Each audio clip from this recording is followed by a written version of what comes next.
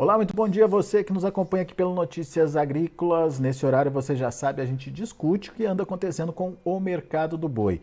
E hoje a gente vai para um estado importante na produção, na oferta de animais, que é o Mato Grosso do Sul. E quem está hoje comigo é o Frederico Stella, diretor lá da FamaSul, pecuarista. Está de olho no que está acontecendo no mercado e lá no Mato Grosso do Sul, uma explicação plausível aí para essa pressão nas cotações vem do aumento no abate de fêmeas. A gente vai discutir isso com o Fred agora nesse bate-papo que a gente vai ter, mas eu queria começar, Fred, trazendo para o pessoal aqui do Notícias Agrícolas a situação dos preços nesse momento aí no Mato Grosso do Sul. Como é que estão ocorrendo os negócios e, enfim, qual é a realidade desse momento dos negócios praticados por aí? Seja bem-vindo. Bom dia, Alexandre. Bom dia a todos. Então, nós estamos aqui no estado do Mato Grosso do Sul com uma arroba do boi, no boi, entre 270 e 280. A pressão no 270 geralmente é dos frigoríficos grandes que tem uma escala um pouco mais confortável. Mas essa escala já deu uma diminuída, viu, Alexander? Hoje eles estão aí um pouco menos, ou até uma semana de escala, mas já esteve muito mais. Os frigoríficos pequenos que estão ofertando um pouco mais com escala um pouquinho mais apertada. Na fêmea, na vaca, nós temos de 250 a 255, nas mesmas condições, 30 dias, e a novilha 255 a 260. Os preços mais baixos, aí, tanto no boi como na vaca, na novilha, tem saído mais difícil de sair. Geralmente o frigorífico tem que pagar um pouco mais para ela estar levando essa mercadoria. Mas tem negócios acontecendo de fato ou são preços aí só para orientar o mercado, Fred? Mas sempre tem, né, Alexander? Mas vem encurtando, né? A gente vem percebendo que os frigoríficos vêm. Você conseguir escalar com os grandes, você já não escalava para a semana que vem, já escalava para outra. Agora você já consegue escalar para a semana que vem. Então eu acredito que a gente já tenha chegado no fundo do poço. A tendência, né, pelo encurtamento das escalas, mas eu também não vejo muita força para uma subida muito forte nesse momento, não. Até pelo período do mês, né, Alexandre? Como é que está a oferta de animais por aí, Fred?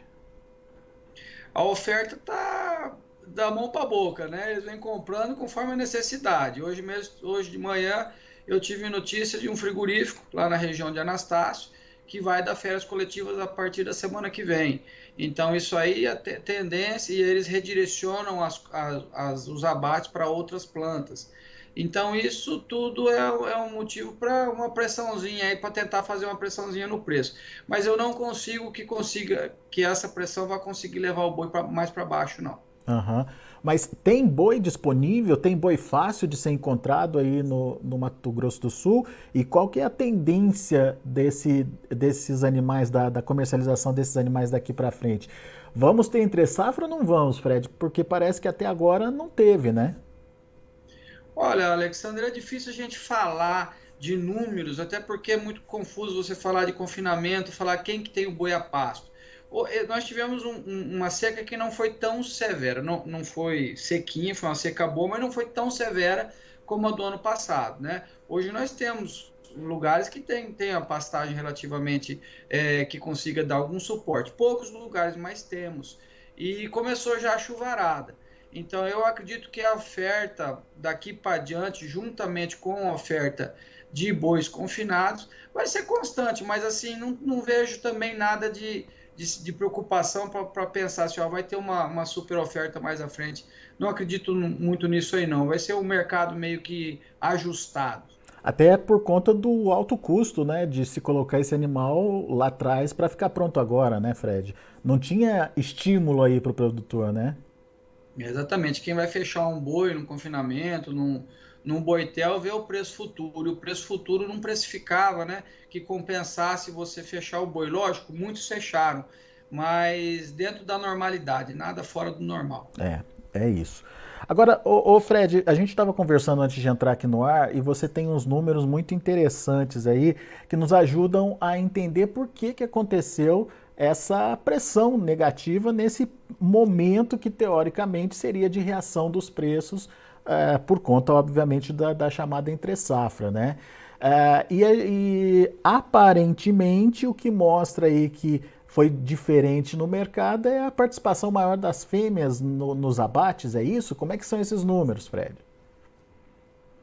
Isso mesmo, nós temos uns números interessantes para se analisar e até que mostra a tão falada virada de ciclo pecuário, né? Nós estamos saindo do ciclo de retenção de fêmeas para o ciclo em que se abate mais fêmeas, né?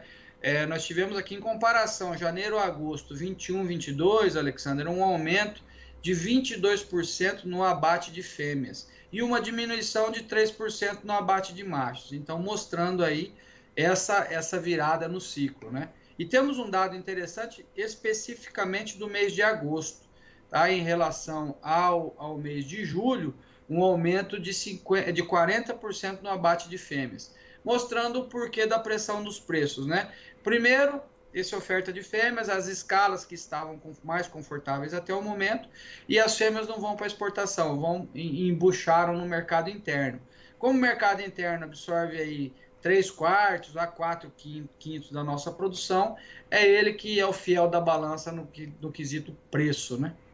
Tecnicamente, essa fêmea produz a mesma carne que fica no mercado e que tem um volume maior quando a gente compara com o mesmo período do ano passado, portanto, e isso dá essa indicação de que tem esse estoque de carne. Mas você percebe que esse estoque está sendo consumido, está sendo diminuído aí no seu estado, Fred? Olha, a gente exporta bastante, né? O nosso estado consome pouca carne. Aqui não vai ser aqui que vai resolver a situação, é mais em São Paulo mesmo e exportação. Mas nesse momento, por causa do grande abate de fêmeas, inclusive que nós tivemos em agosto, o que manda mesmo vai ser o mercado interno, e o nosso mercado interno é São Paulo que puxa. E até há tempos atrás a gente vinha vendo que o mercado não vinha muito querendo puxar a produção, sabe? Vinha meio que morno. Agora, eu acredito que nós não estamos num momento muito propício para consumo de carne, que é do meio para o fim do mês, Uhum. mas as eleições vêm aí e, teoricamente, historicamente, nós temos um aumento significativo no consumo quando de feriados e de eleições. A expectativa então é boa, mesmo com esse aumento no volume de carne de fêmeas aí que vem sendo colocado no mercado. Agora, esse número é interessante. Em agosto, teve um abate de fêmeas 40% maior do que em julho. É normal esse aumento nesse período? Geralmente, quando tem esse descarte de fêmeas, é um período que realmente as fêmeas aparecem mais esse segundo semestre, Fred? Não, não é normal. Isso aí é atípico, né? Isso aí está mostrando que aquelas pessoas que o ciclo realmente se inverteu. O preço do bezerro não está remunerando a atividade de cria como vinha remunerando anteriormente. Então a pessoa passa a descartar aquelas fêmeas que estão em excesso, ou então até mesmo a reduzir o rebanho de cria por causa do financeiro. E o próprio pecuarista que precisa repor esses animais acaba não tendo incentivo porque a arroba caiu, né? Exatamente. A arroba da fêmea até caiu mais do que a do macho, né? No macho caiu 10, da fêmea caiu 13. Isso aí desestimula esse setor específico da cria, né? É. Você tinha os números também de reposição, né, de janeiro até agora. Como é que é isso? Como é que é essa relação, Fred? Olha, nós tínhamos preço médio aqui nos leilões na nossa região aqui, sudoeste.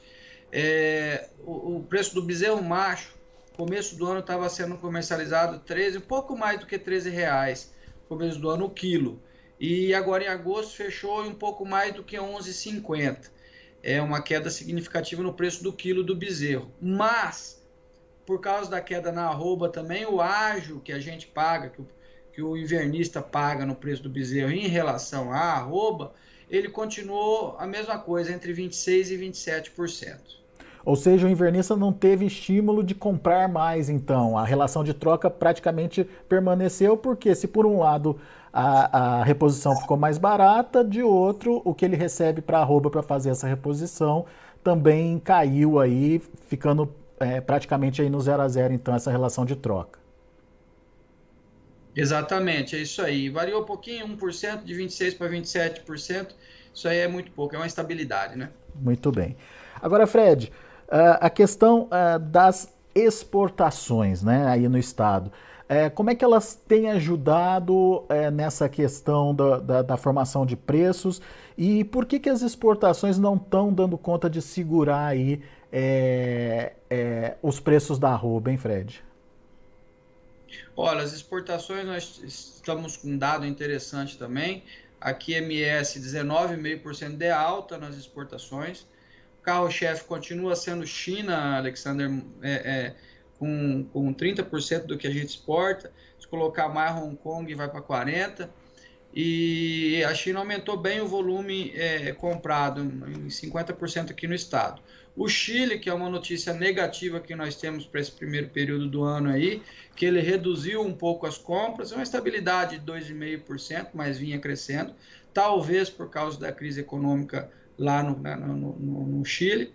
E os Estados Unidos, que é uma boa notícia, que continua aumentando suas compras de carne aqui no nosso estado, em mais de 30% esse período de janeiro a agosto.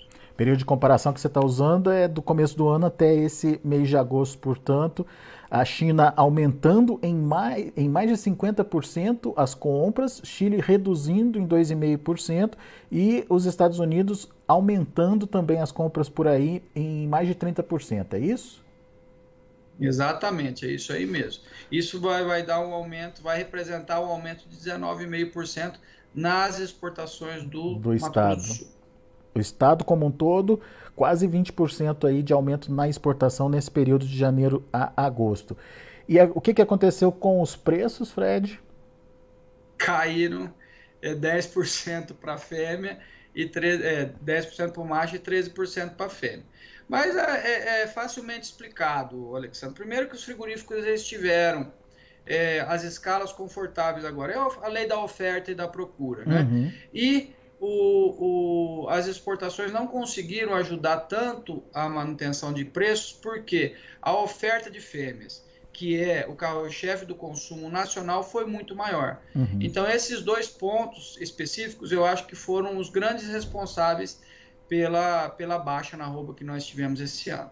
Agora, você já comentou com a gente da expectativa de melhora da demanda agora nesse último trimestre aí. A ponto, inclusive, de mudar o patamar de preço, mas você foi cauteloso, disse que não espera uma explosão de preços, não. Por quê, Fred? Olha, Alexandre, se a gente vem com um aumento nas exportações, já num volume expressivo, a gente vem com tendência de dólar baixo, em queda, a gente não tem uma previsão de um aumento significativo no consumo interno. Então, o que eu imagino para um cenário um pouco mais estável daqui para o final do ano, mas eu não acredito, não é que não possa acontecer, Uhum. né? Eu, particularmente, não acredito em uma retomada de preços tão forte como aconteceu no ano passado. Uhum. E foi justamente nesse período, né, que a gente viu aí. Na verdade, foi um período em que os preços caíram, mas a China voltou a comprar logo em dezembro, não foi isso, Fred?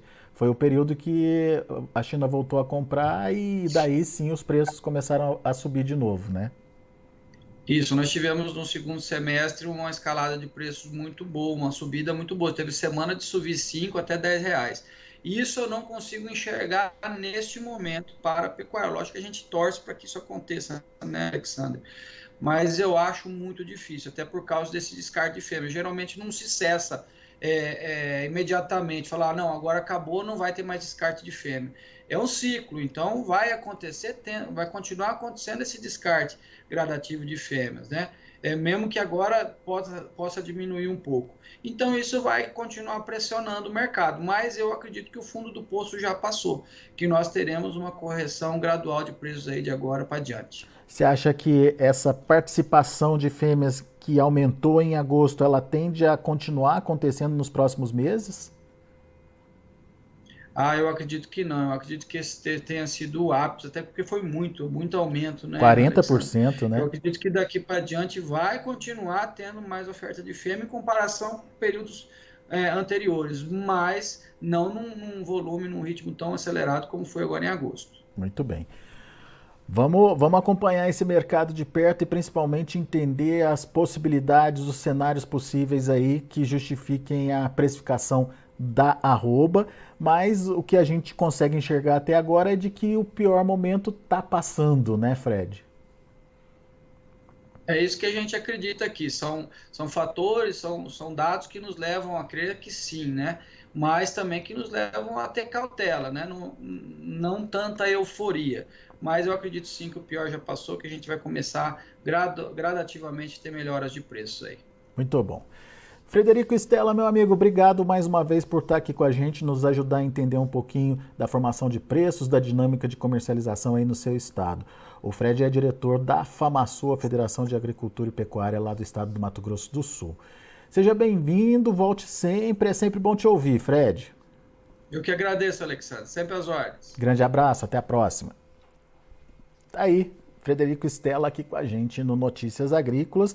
E uma explicação para essa pressão nas cotações da arroba é o aumento, pelo menos lá no Mato Grosso do Sul, é o aumento confirmado aí do abate de fêmeas.